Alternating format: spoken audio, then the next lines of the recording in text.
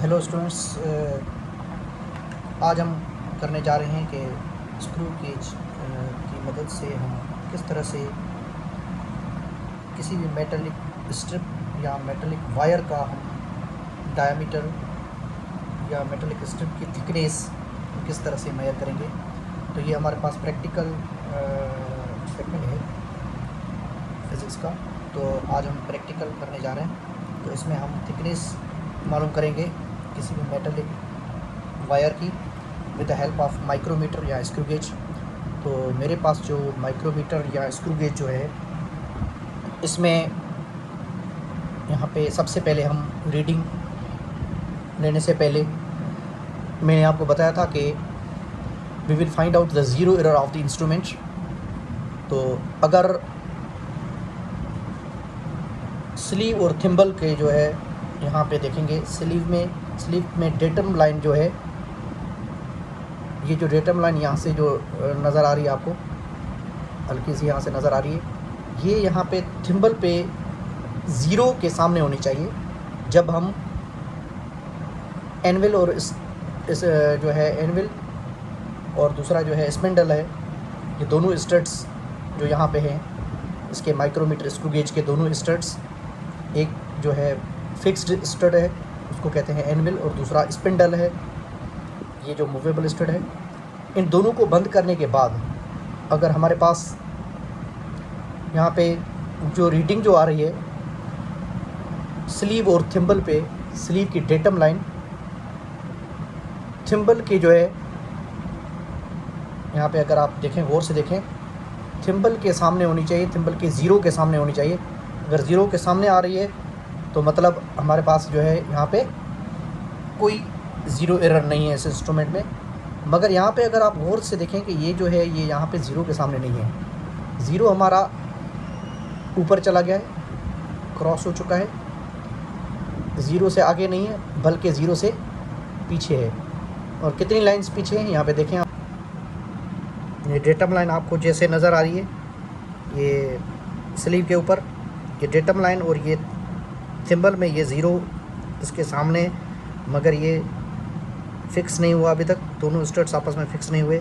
इसको रोटेट करवाएंगे तो ये 5 लाइन्स हैं, और 5 के बाद में ये 10 लाइन्स हैं, उसके बाद में अब ये फिक्स हो चुका, अब ये ज़्यादा मूव नहीं करेगा आगे। तो ये मतलब 11 लाइन, 10 लाइन के बाद में 11 लाइन्स जो है ना, ये ज़ीरो से पीछे है 11 लाइन्स। तो ये ज़ीरो से पीछे अगर आ गई है तो ये नेगेटिव ज़ीरो एरर हो जाएगा। तो यहाँ पे हमारे पास देखें 11 लाइन्स को लीस्ट काउंट से मल्टीप्लाई करेंगे। इस माइक्रोमीटर स्क्रू गेज का जो लीस्ट काउंट ये 0.01 mm ये यहाँ पे लिखा हुआ है, इसका लीस्ट काउंट है। 100th part of millimetre, 1 millimetre का 100th पार्ट है। तो इसको जब हम मल्टीप्लाई करेंगे तो हमारे पास जो ज़ीरो एरर जो आएगा इस इंस्ट्रूमेंट में, इस माइक्रोमीटर स्क्रू गेज में ज़ीरो एरर जो आएगा 0.11 mm नेगेटिव ज़ीरो एरर आएगा, क्योंकि ये ज़ीरो से पीछे 11 लाइन्स थी। तो ज़ीरो से पीछे अगर 11 लाइन्स हैं तो नेगेटिव ज़ीरो एरर आएगा, और अगर ज़ीरो से आगे अगर कोई लाइन्स, जितनी भी लाइन्स हों, तो वो पॉजिटिव ज़ीरो एरर आएगा। तो इस इंस्ट्रूमेंट में नेगेटिव ज़ीरो एरर आएगा 0.11 mm का। तो अब हम क्या करेंगे, इस ज़ीरो एरर को आखिर में, नेगेटिव ज़ीरो एरर को जो भी टोटल रीडिंग आएगी उससे ऐड कर लेंगे। तो हम सबसे पहले टोटल रीडिंग फाइंड आउट करने के लिए हम क्या करेंगे कि मेटल की वायर की जो है इस प्रैक्टिकल में थिकनेस मालूम करेंगे। मेटल वायर, मैंने एक पीस ऑफ वायर मैंने लिया है, इस एक वायर के अंदर जो है 7 दूसरी छोटी छोटी वायर्स निकली हैं, जिनकी थिकनेस जो हम देखेंगे, एक वायर की थिकनेस हम देखेंगे इसका डायामीटर कितना है।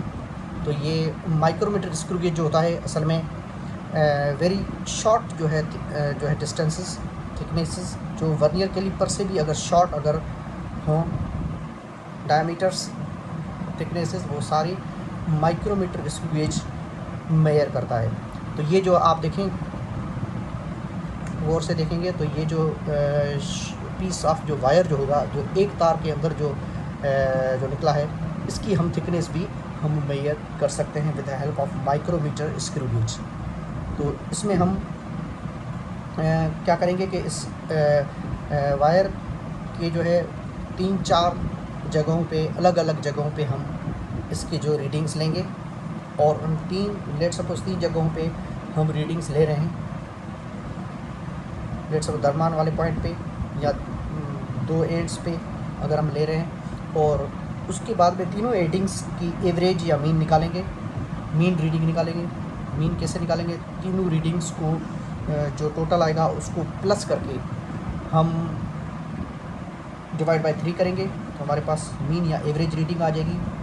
वो हमारे पास टोटल रीडिंग आ जाएगी, तीनों रीडिंग्स की जो है मीन रीडिंग। और उस रीडिंग से हम अगर ये ज़ीरो एरर जो है ये ऐड करेंगे तो हमारे पास करेक्ट रीडिंग या ट्रू रीडिंग आ जाएगी, या correct thickness of the metal wire, इस वायर की करेक्ट रीडिंग हमारे पास आ जाएगी। तो आइए हम देखते हैं।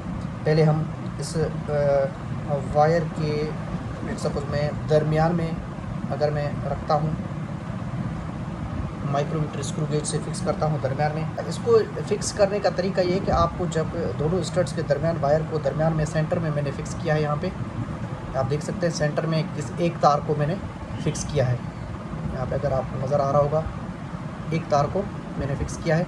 और आपको ज़्यादा जो है वो थिम्बल को जो है वो रोटेट नहीं करवाना, सिर्फ जेंटली आपको रोटेट करना ताकि ये फिक्स हो जाए बस। ज़्यादा आपको ज़ोर नहीं लगाना इस पर, सही है, वरना रीडिंग आपकी इनकरेक्ट आ सकती है। तो इसमें हम क्या करेंगे कि यहाँ पे हम नोट डाउन करेंगे स्लीव की रीडिंग और थिम्बल की रीडिंग हम नोट डाउन करेंगे। स्लीव की रीडिंग अगर हम गौर से देखेंगे, 0 के बाद में यहाँ पे 0.5 एक दूसरी लाइन आ रही है। मैं इसको दोबारा खोल के आपको दिखा सकता हूँ। ये जो नीचे जो लाइन है ये 0.5 की है, और ऊपर जो लाइन है 1 की है। ये 0 के बाद में जो ऊपर वाली लाइन है 1 mm की होगी, और नीचे जो लाइन है वो 0.5 की होगी, 0 और 1 के हाफ होगी, ठीक है।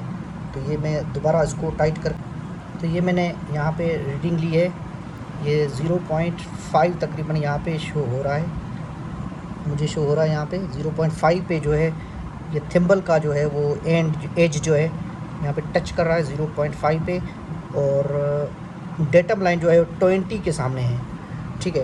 तो यहाँ पे हम देखेंगे, यहाँ पे 0.5 के पे जो है वो थिम्बल का एज टच कर रहा है, और डेटम लाइन 20 के सामने बिल्कुल है। तो यहाँ पे मैं इसकी रीडिंग जो लिखूँगा, स्लीव रीडिंग जो है वो 0.5 mm, 0.5 mm।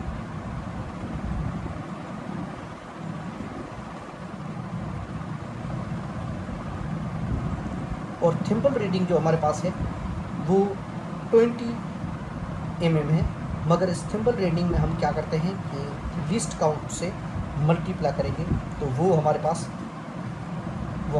ट्रू रीडिंग आएगी। 20 को हम क्या करेंगे, लीस्ट काउंट से मल्टीप्लाई करेंगे, 0.01 से मल्टीप्लाई जब करेंगे तो हमारे पास ट्रू रीडिंग जो आएगी वो आएगी हमारे पास 0.20, 0.2 यू कैन से 0.2 mm। ये हमारे पास स्लीव रीडिंग आ गई, और इसी तरह ये थिम्बल रीडिंग आ गई। तो इन दोनों को फिर हम क्या करेंगे, टोटल रीडिंग मालूम करने के लिए दोनों को ऐड कर लेंगे। 0.5 प्लस 0.2 ये हो जाएगा 0.7 mm। ये हमारे पास जो 0.7 mm है ये टोटल रीडिंग आ गई। जब हमने वायर को सेंटर से हमने पकड़ के रखा था, अब हम वायर को एज पे, इसी एज पे पकड़ेंगे, देखें सेम रीडिंग आ रही है या अलग आ रही है। डायमीटर सेम ही होते हैं अमूमन मोस्टली।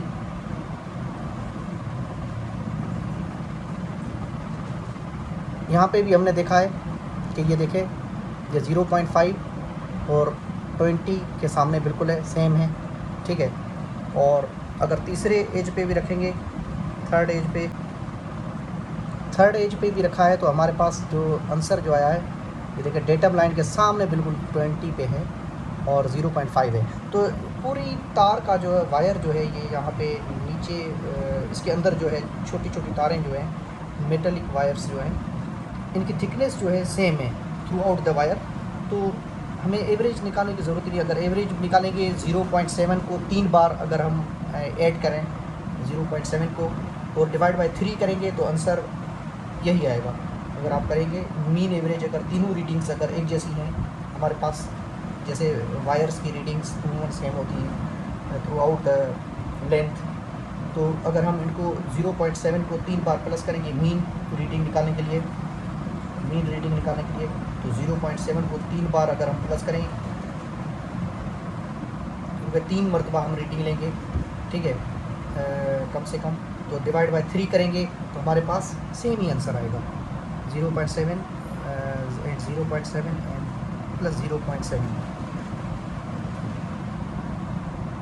ये आएगा हमारे पास 2.1। डिवाइड बाय 3 करेंगे तो ये इसका आंसर भी 0.7 mm आएगा। ये हमारे पास मीन रीडिंग आ गई। तो इसी तरह कोई चीज़ ऐसी होती है जिसमें हम 3 एजेस पे हम इसलिए मेजर करते हैं ताकि उसमें थोड़ी बहुत चेंजिंग भी आती है। कोई जैसे स्ट्रिप है या कोई इसमें ऐसी कोई रॉड वगैरह है जिसमें जो हमारे पास जो है थिकनेस सेम ना हो, ऐसा भी हो सकता है। तो थोड़ी बहुत चेंजेस आती है, तो उसमें हम क्या करते हैं 2 से 3 रीडिंग्स लेते हैं, फिर मीन रीडिंग मालूम करते हैं। मीन रीडिंग जो है ये जो हमारे पास टोटल रीडिंग आ गई तीनों ऑब्जर्वेशंस की, और इस मीन रीडिंग को हम क्या करते हैं फिर करेक्ट रीडिंग मालूम करने के लिए, करेक्ट रीडिंग जो होगी हमारे पास अगर हम मालूम करेंगे तो मीन रीडिंग को, और जो ज़ीरो एरर जो हमारे पास है, जो नेगेटिव ज़ीरो एरर है, इस नेगेटिव ज़ीरो एरर को जो है ना, इस मीन रीडिंग जो हमारे पास जो भी आएगी टोटल रीडिंग, उसको दोनों को ऐड करना पड़ेगा, क्योंकि नेगेटिव ज़ीरो एरर है तो ऐड होगा।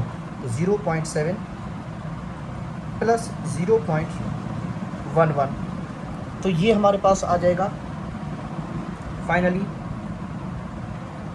0.81 मिलीमीटर्स। तो हमारे पास thickness of this wire is 0.81 millimetres हमारे पास थिकनेस आ गई। तो ये हमारे पास आज का प्रैक्टिकल था। आई होप आप सबको समझ में आ गया होगा। अगर कोई क्वेश्चन हो तो कमेंट ज़रूर कीजिएगा। Thank you.